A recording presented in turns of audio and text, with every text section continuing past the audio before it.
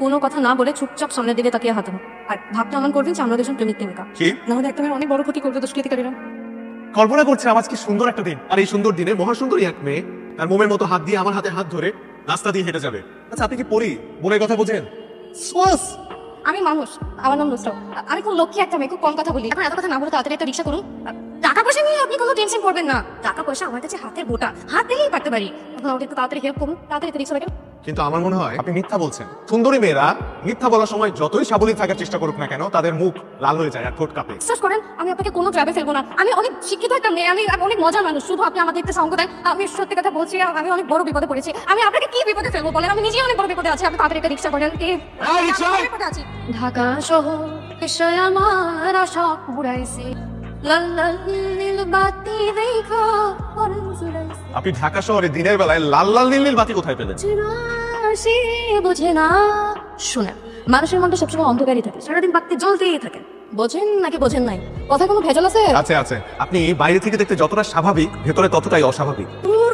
আপনি তো অনেক বেরোছেন। আর আপনি মিথ্যাবাদী। এত জোরে চিমটি মারলাম, এবার উফ করলেন না কেন? আমার ব্যথা শরীরে লাগে না, কিছু ব্যথা মনে গিয়ে লাগে। রক্ত নেই তাই বোধ নেই। বাবা, আপনি তো কবিদের মতন কথা। ভাই কবি হয়ে জন্মায়। কোনো কথা না বলে সোজা আমাদের সাথে আসুন। এই যে আপনিও আসুন। আমি কেন আসবো? কেন আসবে?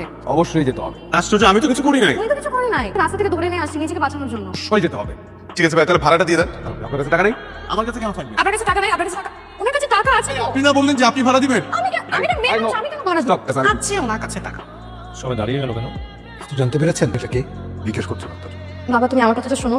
আমি সত্যি সত্যি জানি না উনি কে। তো অন্তত জানো, আমি তোমাকে কখনো মিথ্যা কথা বলবো না। তাহলে ব্যাপারটার মধ্যে করে ছেড়ে দেন। তোমাকে কতবার বললাম, উনি আমার কথা বিশ্বাস করছে না। ওনাকে যদি এখান থেকে না ছাড়া হয়, আমি যাবো না। আমি কিন্তু কথাগুলো শুধু বলার জন্য তোমাকে বলি। ওর কাছ থেকে একটা মুস্তিকে রেখে ওকে কালিয়ে ছেড়ে দিন। চলো আমার সাথে।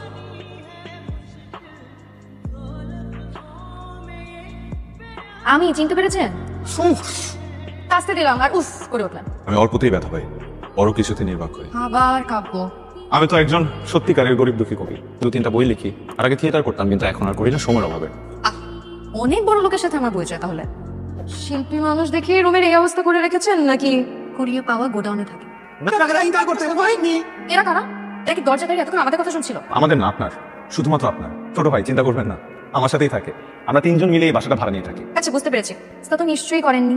এ উঠেই সিগারেট ধরাতে যাচ্ছিলাম, জান যে ফ্রেশ হয়ে আসেন। ও হ্যাঁ, এখন তো আপনার মনে প্রশ্ন জেগেছে কিভাবে আপনার বাসার ঠিকানা পেলাম, তাই না? কিন্তু প্রশ্নের উত্তর আমি নিজেই খুঁজে নিয়েছি। থানা থেকে আমার ঠিকানা নিয়ে সরাসরি আমার বাসায় চলে এসেছেন। এখন ভাবুন, আপনার বাবা যদি জানতে পারে যে আপনি আবারও আমার সাথে যোগাযোগ করেছেন, তাহলে তো আবার আমাকে ধরে নিয়ে যাবে। জি না, ধরবে না। কারণ তারা অলরেডি জেনে গিয়েছে যে আপনার 14 গোষ্ঠীর সাথে আমার কোনো কালেই কোনো যোগাযোগ ছিল না।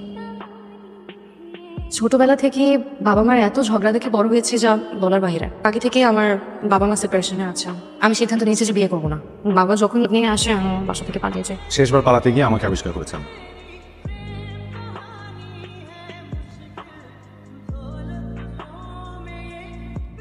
আপনি যে পরীর মতো সুন্দরী, এটা আমাকে বারবার প্রমাণ দিতে হবে কেন? সারপ্রাইজটা পছন্দ হয়নি? কিন্তু আমি তো অনেক দামি। কত? 1,15,602 টাকা মাত্র। রাজু, সুমন, বেদ দিয়ে মেরে তোদের পিঠে চামড়া তুলে ফেলাবো। আমাকে মারেন? হাত নষ্ট করার জন্য? ভালোবাসার জন্য। আচ্ছা, আপনার খেয়ে দিয়ে কাজ নেই? আছে তো, আপনাকে যন্ত্রণা দিলাম। এতদিন কথা হলো, কিছু মোবাইলে একবারও কথা হয়নি। কেমন কথা? তোমার কপাল ভালো যে আমি তোমার ফোন ধরেছি। মহারাজা ঘুমাচ্ছিলেন না, প্রায় ভোরবেলা আমি লিখতে বসি। নাকি খুব ভোরে একদিন দেখা করতে পারি? তখন পুরো শহর অপেক্ষা করবে, কখন ব্যস্ত হয়ে পড়বে। গত কিছুদিন যাবত পরীক্ষা নিরীক্ষার জন্য আমার রেগুলার হাসপাতালে যেতে হচ্ছিল। কিডনি ট্রান্সপ্লান্টের অনেক প্রসেস আছে, ব্লাড কানেকশন দেখে। যাকে কিডনি দিচ্ছি তার হাতে সময়ও কম, তাই 3-4 দিনের মধ্যেই আমার ট্রান্সপ্লান্ট করতে হবে। বাকি কথা তো আপনি ডক্টরের মুখেই শুনেছেন। আপনার টাকার এত প্রয়োজন যে কিডনি বিক্রি করতে হবে? টাকার কান্না প্রয়োজন, রাজারও টাকার প্রয়োজন, প্রজারও প্রয়োজন। যার আছে তার প্রয়োজন, যার নেই তারও প্রয়োজন। কাকে কিডনি দিচ্ছেন? বলতে চাই না। জানতে চাই। আপনি লসও নেই, কষ্ট শেয়ার করি না। বুক চাপার মতো। বুকটা তো আগে থেকেই হইতো। প্লিজ বলেন। অলরেডি আপনার চোখ ভর্তি পানি। আপনার যে পরীর মতো সুন্দর মুখটা দেখে আমি অভ্যস্ত। আমি সবসময় সেই মুখটাই দেখতে চাই, কান্না মাখা মুখ দেখতে চাই না। হাসি মাখা মুখ চিরজীবন পাশে রেখে দেখতে চান না? বন্ধু হয়ে পাশে থাকলে তো সবসময় দেখবই। ফুল বেশি একটা ভালো লাগে না। তাহলে তো আপনি মহাপুরুষ না। ভালোবাসলে একজন মহাপুরুষ হয়ে যায়। সেই অর্থে বলিনি, ফুল তো ভালো লাগার জিনিস, ভালোবাসার জিনিস, তাই বললাম। বুঝতে পেরেছি। বুঝতে যখন পেরেছেন, তাহলে এই কথাটা বলে এত সুন্দর একটা রোমান্টিক মুহূর্ত কেন নষ্ট করলেন? সরি। কানে ধরেন। আচ্ছা থাক, আপনার কষ্ট দেখতে পারবো না। কি দেখতে চান? আনন্দ, ভালোবাসি।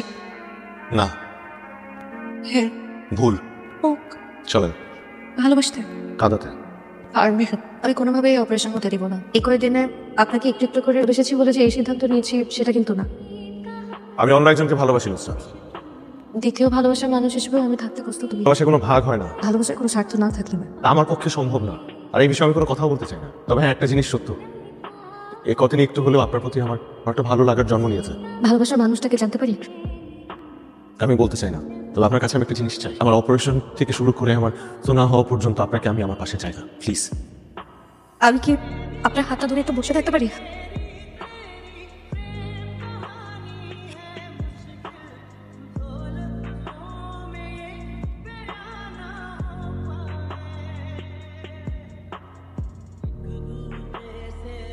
আমি কি ঠিক সময় এসেছি অপারেশন এবং পরবর্তী সময়ের পর? আমি তো পুরোপুরি সুস্থ এখন।